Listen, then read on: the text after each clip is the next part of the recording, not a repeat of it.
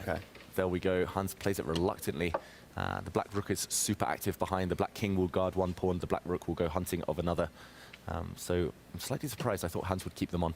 But maybe he's realized that the advantage has now disappeared completely.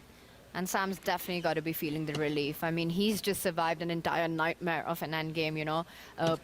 And big kudos to him for finding those resources that he did, bringing his knight back to defense, sliding with the king, and making sure everything remains intact in that position on the left side of the board. More pawns are about to get traded. You can pick up a pawn with a check, but nothing's going to save that h4 pawn from falling as well next. And it looks like this is about to end in a draw in the next few moves.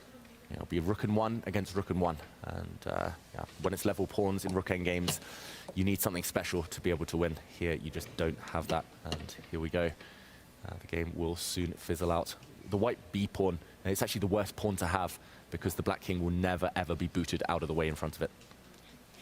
And that's not an absolute disastrous result for Hans, right? At 2 out of 2, getting the draw in. But he's got to be feeling the disappointment because he was also so close to getting that third win in a row. I mean, he had played a beautiful game from start until that end game that we saw. But again, with little time on the clock, the inaccuracies that followed, and Sam Sevian with some brilliant defensive resources.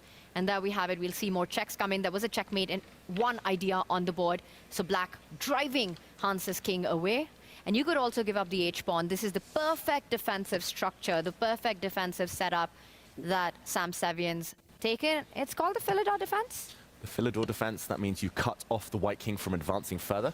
You wait for the white pawn to advance, then you come behind, and now the white king has no shelter from checks that will inevitably occur, and we'll see a handshake now. And there we go. It is a draw. Hans Niemann, his 100% record over Sam Sevian. Great result for him. Exactly right. By all accounts, still an incredible start to the round-robin stage here for Hans Niemann, now at 2.5 points.